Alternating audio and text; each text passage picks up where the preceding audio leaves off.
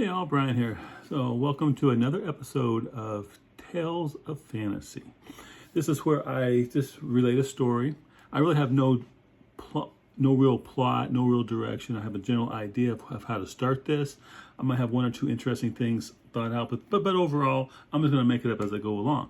Basically, I'm just relating a story. I am an author. I've been published for 20 years. This is just fun. My kids like to hear me tell stories. Other people like to think I have a really quick imagination. So I thought, hey, I'll just put it on here because there are some people out there who actually want to hear me talk. Go figure, right? Anyway, so this one here is about a lace maker. He lives in a village. And by lace maker, I don't mean like frilly lace, like the lace doilies your grandma has on the coffee table. I'm not talking about that at all. What I'm talking about is like laces. You lace up your boot, you lace up your jerkin, you lace up your corset, right? These laces, right?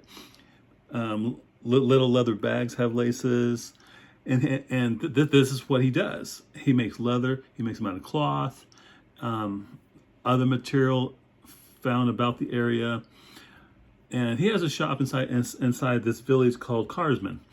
It's a small village, and it's on a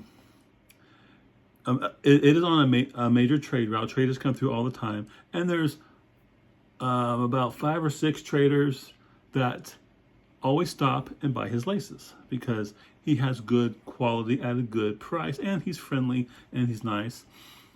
And half the time he'll invite them in for dinner, right? So you can't go wrong feeding people, because if you feed people, they will come back to you. And if they're buying your goods, hey, that's just an investment in future trade, okay? So anyway, so we're going to start this story in a second, but before I do, if you like what I'm doing, please like the video. That helps a lot. If you want to hear more, subscribe, click the top bell so you get notifications of when I post new stuff. Anyway, I hope you enjoy it. Leave me a comment. Did you like it? Did you not like it? How could I make it better? Where did I go wrong? Am I not interesting? Anyway, here we go. So it was in fall, and Barret, that's the name of the lace trader. He's at a shop in town. He's a quiet guy.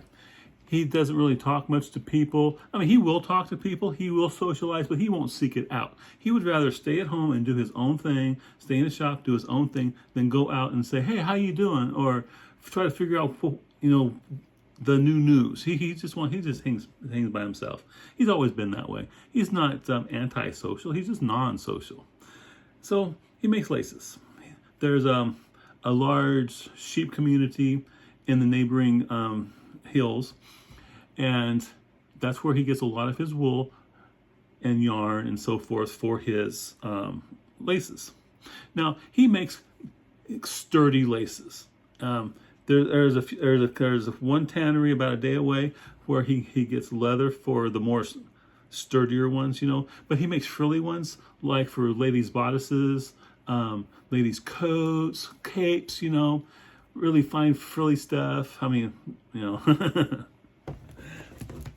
Anyway, he's in a shop, and it just so happens that on that day a trader shows up, right? Master Trimut, long-standing trader, been trading Barrett's laces for at least a decade. He swings by usually in the fall and usually in the spring. The summer's too hot, and the winter roads are nearly impassable. So twice a year he shows up. Anyway, so it's fall. He shows up. He goes in the Barret shop. He gets there late afternoon. Most of his traders show up in late afternoon. Why? Because they know they're going to get a meal, right? So they time it. So they get to Barrett's about the time he's about ready to close shop, so they can go get a free meal. And 9 times out of 10, Barret has a spare bedroom. They can stay there for the night, free of charge.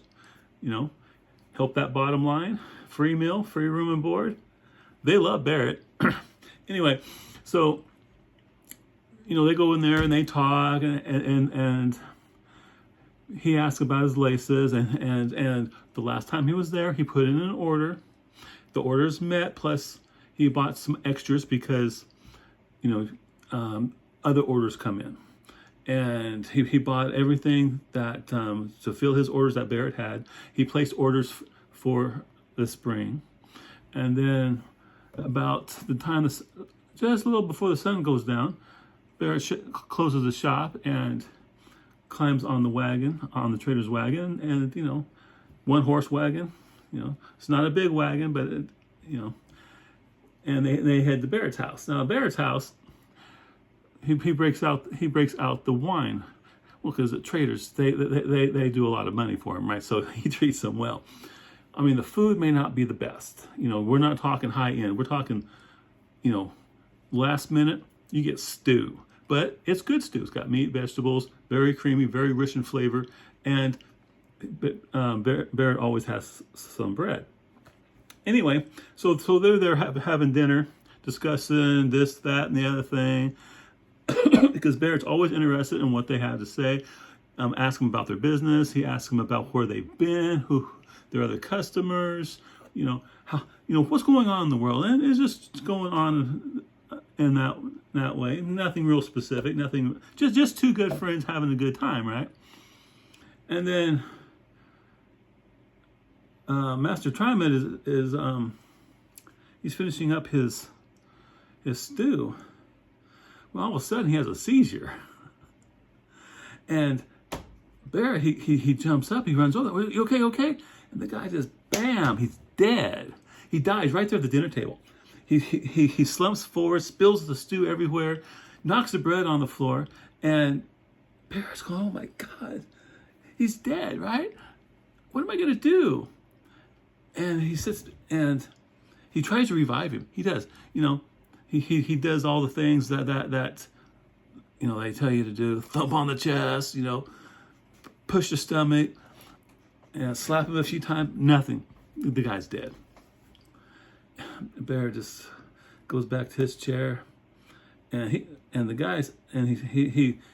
took Master Trimut and just leaning back on the table again, set him back up and leaned him on the table, and he went over there and sat in his chair and looked at him and went, man, this is gonna suck. He felt bad that Master Trimut is dead, but Master Trimut's dead, so there's nothing more he can do for him, right? So now, in his mind, it's like going, man, this is gonna screw me over. This is gonna screw me so bad. The townsfolk, while they are okay with him, he's not social. So there's some kind of, mistrust, you might say, directed at him. Nothing major, but people have questions about him because he's not social. He doesn't go out. What does he do? Why doesn't he come out? And now there's a dead guy in his living room or dining room. So what's he gonna do? Oh my God. So he's saying, oh man. Let's see. Master Trimut, he doesn't have family. He did say that. He doesn't have family. He is seeing this girl, a younger girl, but they're not married yet. And the roads are dangerous, so things could happen. Did anybody see him leave with Master Trimut? Maybe they did. So could they? Oh man, this is going to be bad for me. And it's all about him, right? I mean, he's a nice guy, but Master Trimut's dead. There's no one really to contact. He could contact the authorities, but then they're going to ask, how did he die? Did you kill him? And since some people in town are already suspicious of him, this will just make it worse. And in his mind, he just sees how this is just going to totally screw up his life, right? Yeah, the guy's dead. Terrible for him. But Barret, he's thinking, man, this is going to screw me over. Okay, well, and things start clicking in his head. What can he do? There's only two things to do. A, go tell the authorities and bring them into his house. And the thought of that, just anxiety, fear, terror, and wells up inside of him. And so he just can't do that. Well, then the other thing is you have to hide it. You have to conceal the fact that this guy died in his living room, right? Or at his dining table.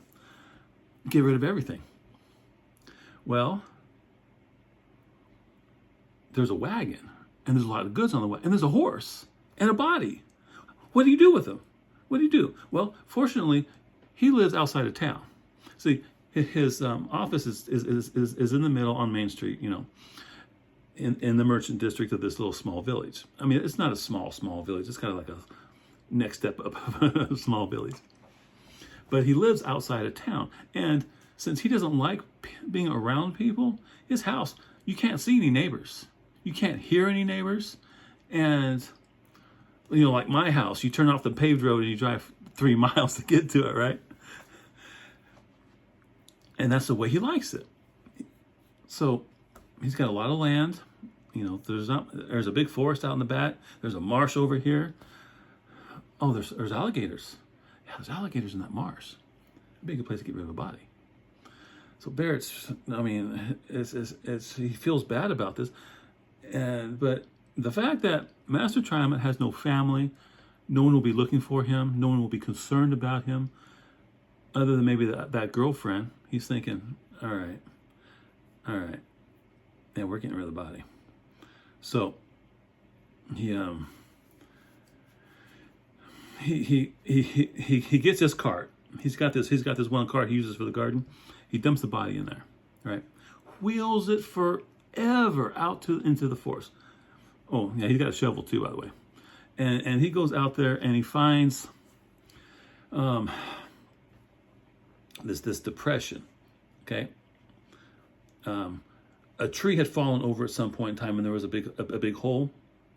So he went down in this hole and dug a bit more, took the body, stuck it in there, and filled it in. And of course, made it look like, you know, put bushes on it and leaves over it, so anyone who walked past would think nothing of it.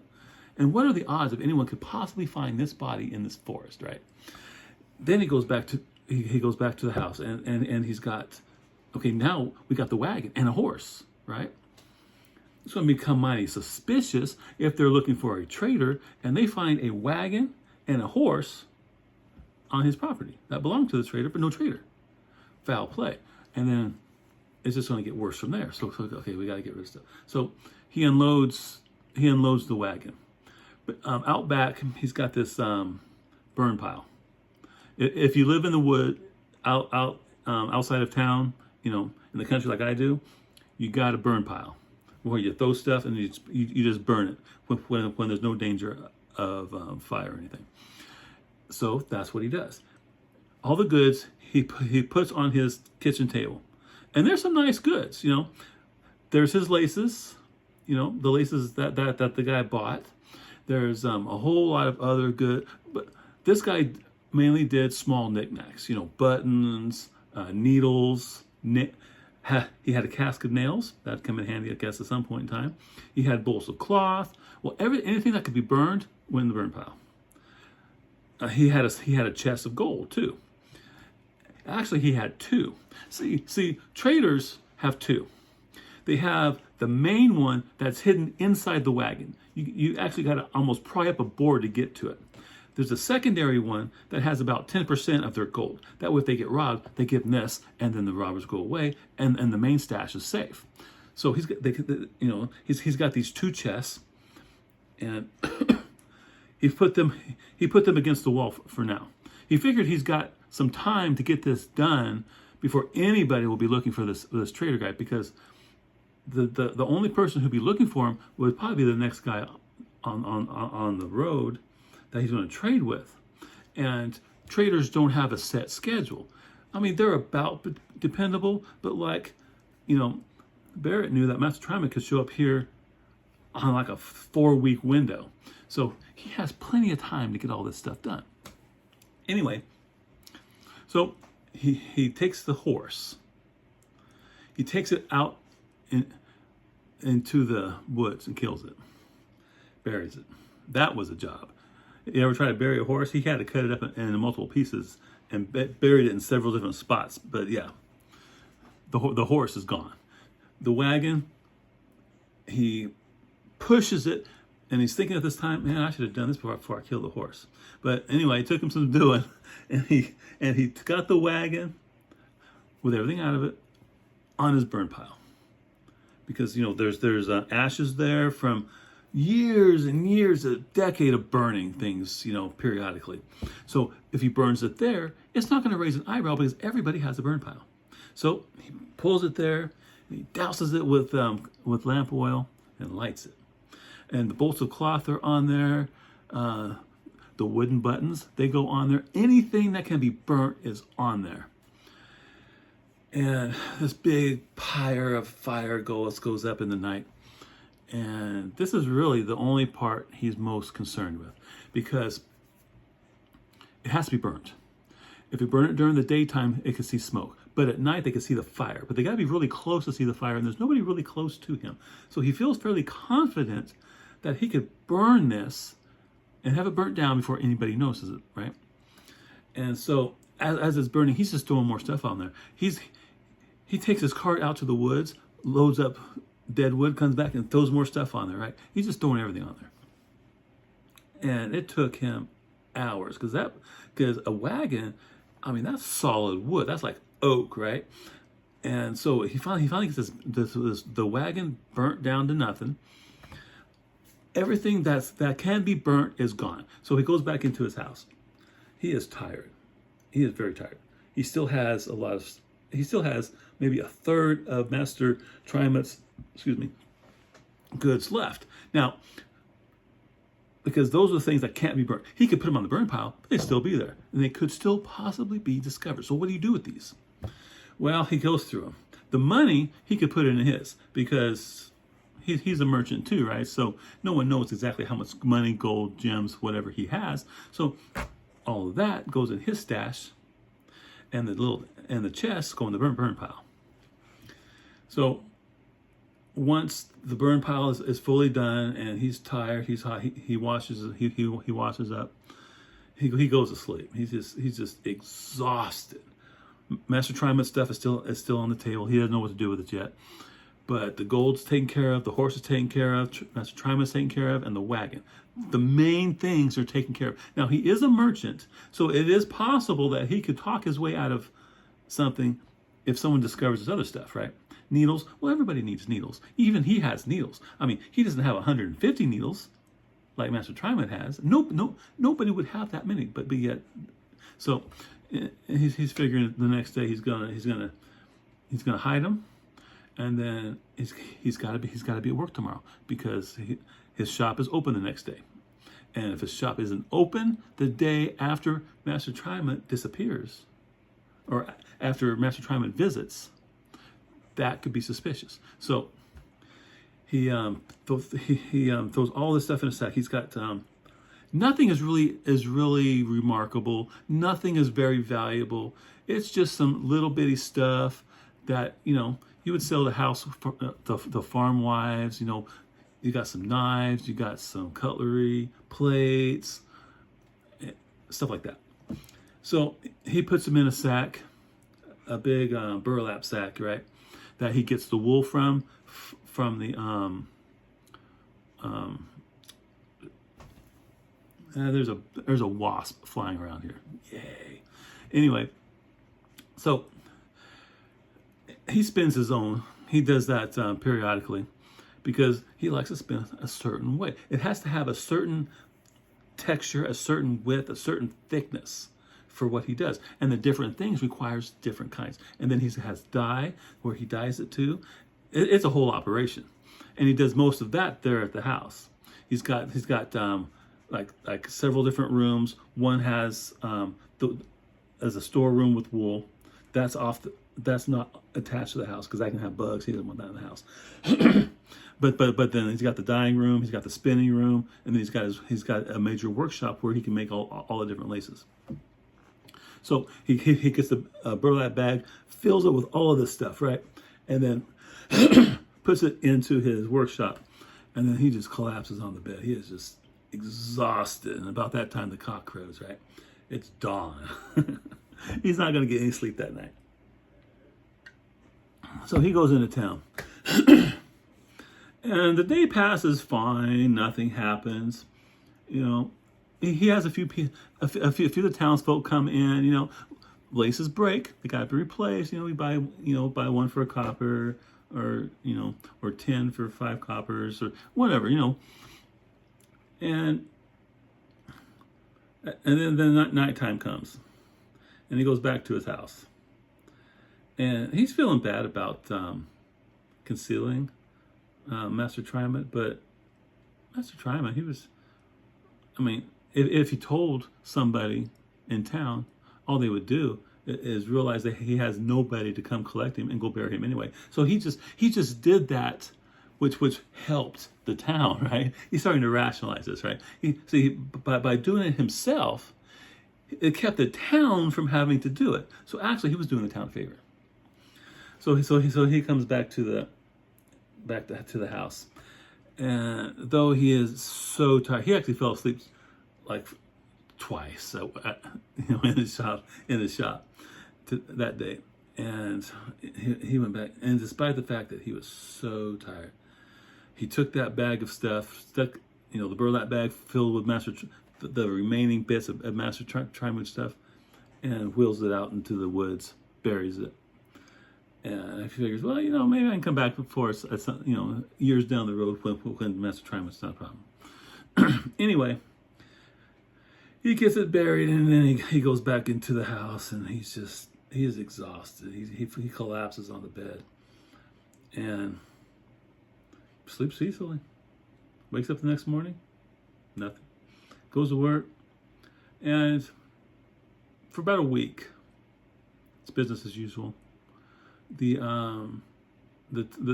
fear that he's going to get caught lessens, and fortunately, he was never much of a social person anyway, so if he acted strange during that week, nobody knew. So a week passes, nothing happens. He's thinking, okay, I think I'll be okay. I'll be okay. And then that night, he's making his dinner. He's having what he calls a meat pie. It's basically dough, put some meat inside, fold it up, fried pie, kind of like that, and then puts it next to the coals on the fire, and it cooks it. And he's cooking one of those. When he looks out his window, and there's someone standing in his driveway looking at him. He's not sure who it is or why he's there, but it's looking at him. And he's just unnerved. He grabs he's got a spear for defense. Well, you're out there in the middle of nowhere. He's got a bow too, but it's not handy. But he's got a spear, and he's fairly decent with it. He practices periodically, because if you live by yourself, you got to defend yourself. So he walks out the front door and starts heading out there, and the guy's gone. He's gone. And he thought, did I imagine it? Was it the shadows? Could have been the shadows. Might have been the shadows. And no, it wasn't, because he saw him again the next night. But only for a minute. You see him, you look away, you look back, he's gone. And no matter how much you look, he's not there.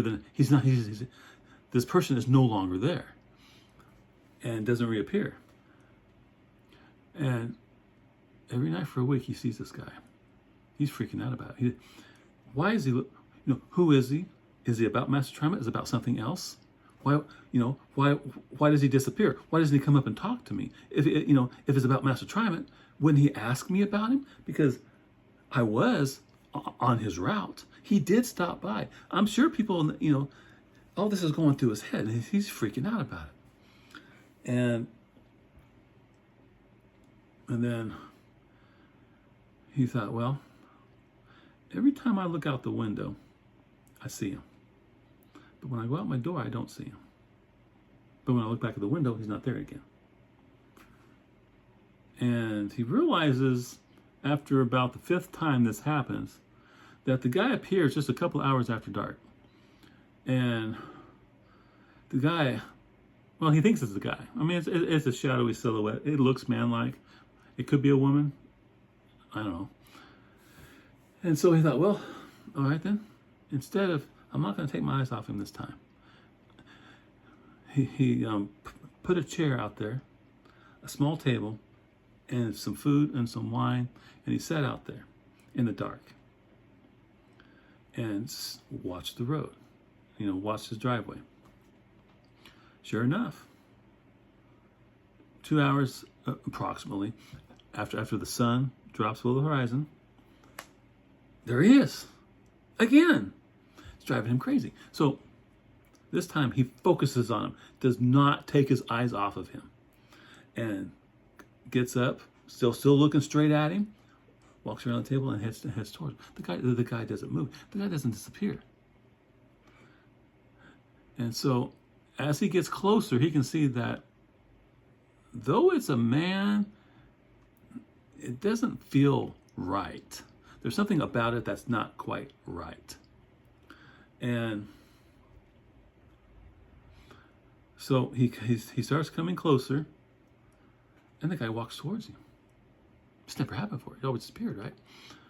So he stops. He gets a spear. He's really worried about it. He's the guy's got a look. I mean, you can't really see.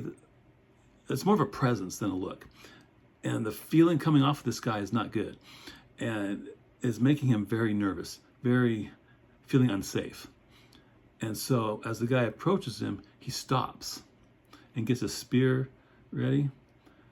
Now, when the guy gets a little closer, the light from his house, because he left the door, because through the window, the door was closed because he wanted it fairly dark, but there's still light coming from through the window.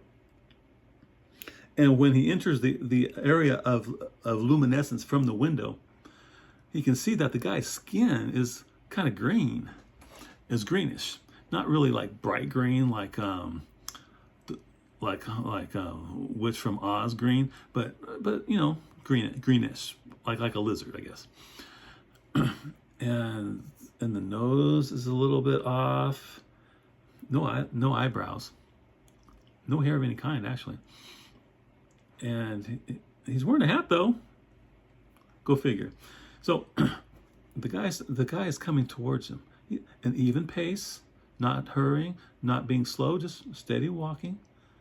He's not saying anything. He's moving normally for a human, but he doesn't look human. And Barret goes, "Stop!" And the guy stops. He goes, "Well, what do you want?" He goes, "Looking for somebody." "Who?" "He would have passed through here about a week ago. He was carrying something that was very important to us, and we have to have it back." And Master Trimut, just his tongue goes dry. He turns pale because he has burned, destroyed nearly everything on that wagon, and the rest of it is buried out in the woods somewhere, right? So chances are whatever they're looking for, he has destroyed, and they're not going to like that. So he goes, "Well, who is it? Who are you looking for?" I mean, his voice is cracking, casting. It's obvious that he's scared. And the guy goes, "He was a trader. In these parts, he was known as Master Trimut. Have you seen him?" Sweat's pouring down off his face, right? Does he lie? Does he tell him?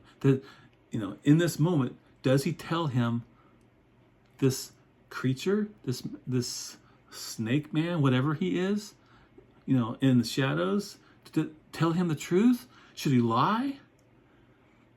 Oh man, what to do? And all this is passing through his mind rapidly, right? And he comes to realize at some point in time, this guy's here. I mean, he has enough sense to know. And he is a fairly honest person, okay? Yes, he rationalized burning Master Trimut's stuff. Yes, he rationalized burying him in there. But did he actually commit a crime?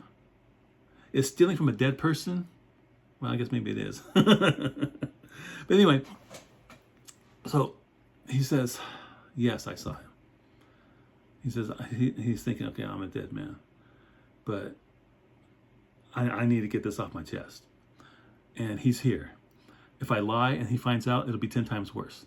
You know, well, you know, if they're going to kill me, I'd rather them kill me fast for telling the truth than a slow, torturous death over months because I lied and tried to hide it. All this is going through his head while this thing is staring at him, right? So he says, yeah, he was here. Oh, that's good. That's good. Do you know where he went?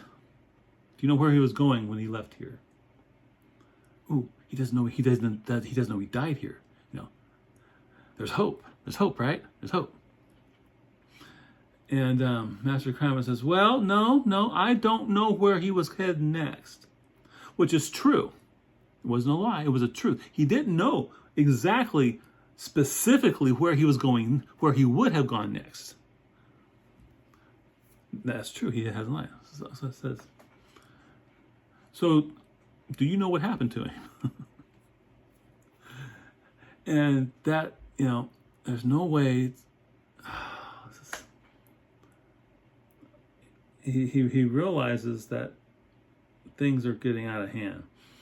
And yeah, he could probably lie maybe, but, you know, in the sagas, right? The bards, you know, whenever he would go, sometimes he would go to the local tavern, local inn, and have a meal there just to do something different because he likes their food too. And if he knows there's a bard in town, he'll go there, sit in the back and listen to the bard, and he'll sing songs and tell stories. Now, a lot of the stories are about people who lie and their comeuppance. And he does not want comeuppance. So he just says, fine. He died. I invited him over, and he died. Oh, how long ago? Week? It was about a week ago. What did you do with the body? Again, the cold sweats, you know, the perspiration's coming up because his body's buried out in the woods, right? He knows where it is. He can find it. That's not the problem. The problem is, will this guy think he disrespected, you know, or whatever? He doesn't even know. Is this guy a friend? Is this guy an enemy? Maybe he's looking for something. Maybe Master Trimut was a thief and stole something. Anyway, but then he burned everything except for some of the most mundane objects. There's nothing that was in that sack could possibly be what they wanted, right? So he had to have burnt. Maybe it was hidden in the wagon, and there's nothing but ashes left, right? There's nothing. He sifted through it. He got all the metal out. You know, all the different wagon parts. He got all that out, and he stuck that in a sack and dumped it in the swamp. Right, watched it sink to the bottom. So there was nothing in the wagon, so he had to have burned it. Whatever they're looking for, he had to have burned it. He goes, I buried him. He's out back. He's out back. Oh, okay. The guy doesn't seem concerned about this at all. Now, we knew this was coming. We were hoping he'd make it to his destination before it happened. And that was news to him. Like, he was dying, but he placed orders. You know, he acted like, I don't know, maybe someone was going to take over for him. I don't know. You know, Master Trimut was incredibly confused and says, and then the guy goes, we know who you are. He's talked about you, and he's had nothing but good things to say about you. Why did you bury him out in your woods?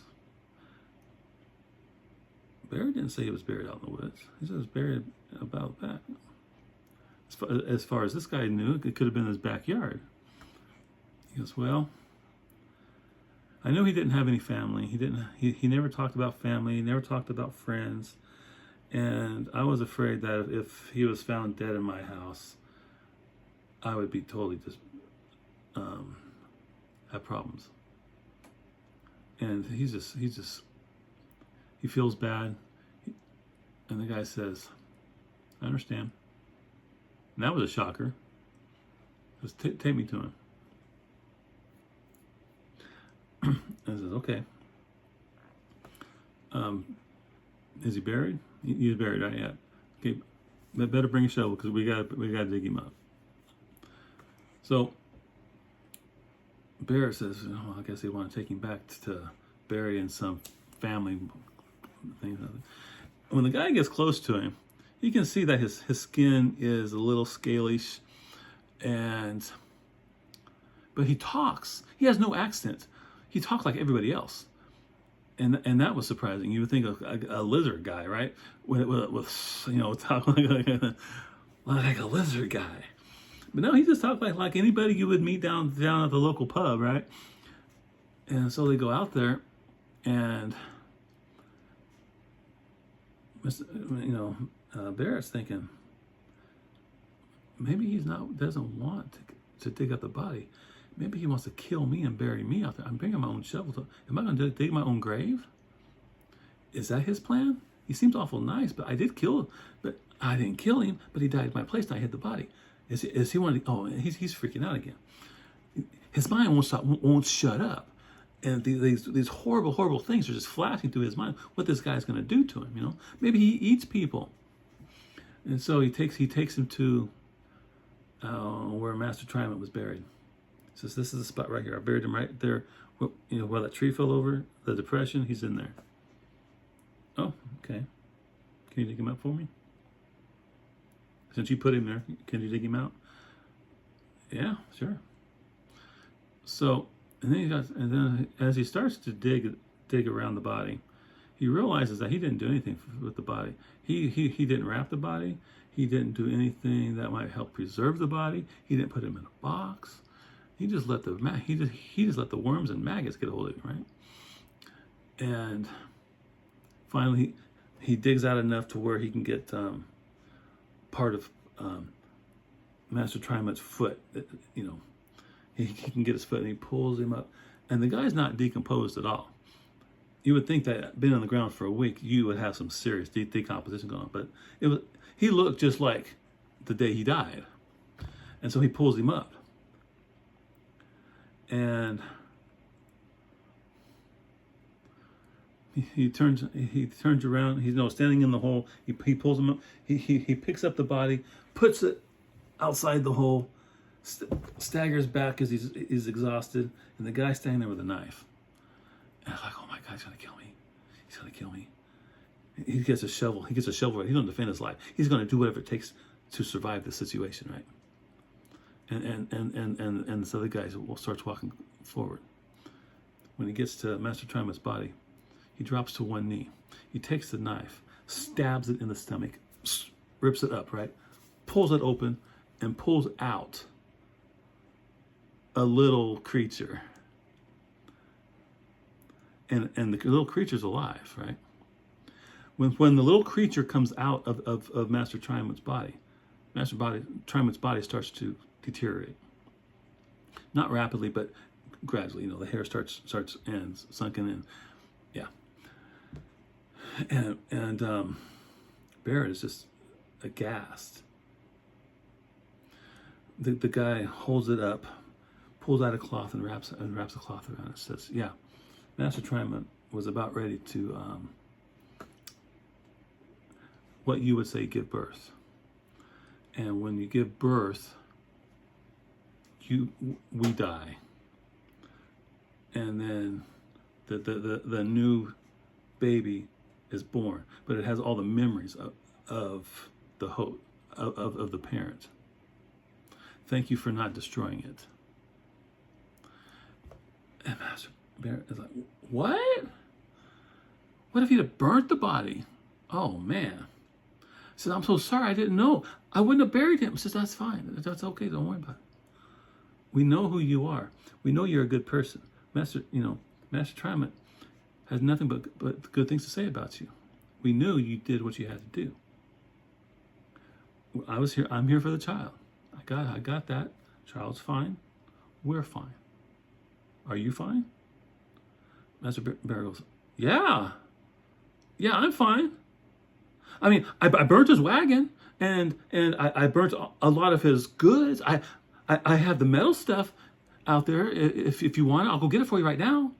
The guy goes, don't worry about it. We have plenty. And don't be too surprised if in a year Master Trimut returns. With that, this guy turns and walks away.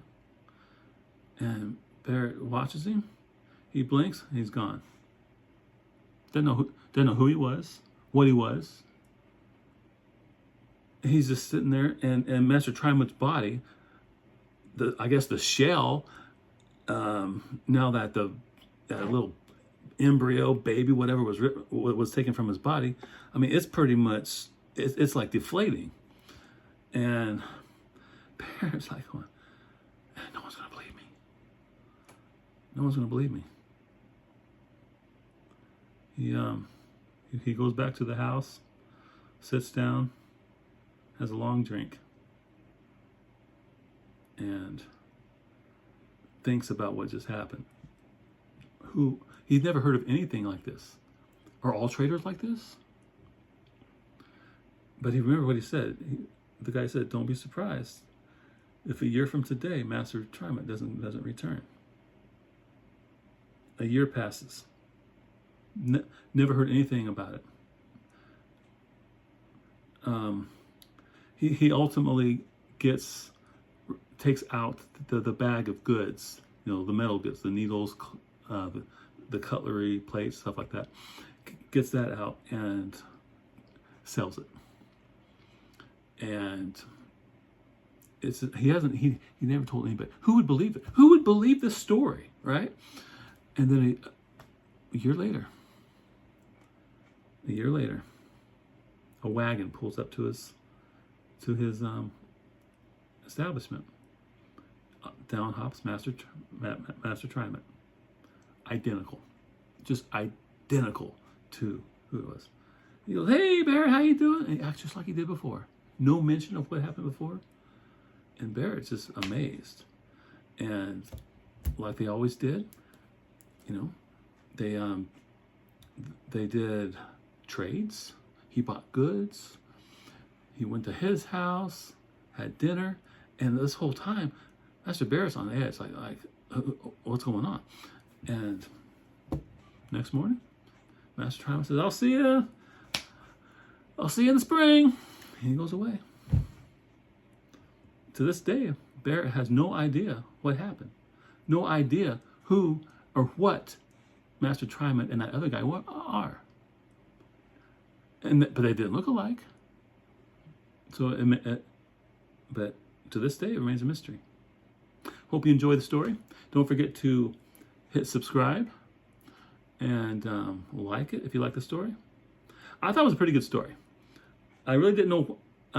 When I started the story, I wrote down lace maker Barret, trader Master Trimut, village Karsten. And I knew something was going to happen when they had dinner. But other than that, everything else I made up as I went. And yeah, that's pretty cool. I think that was a good story. What do you think? Let me know in the comments. Take care.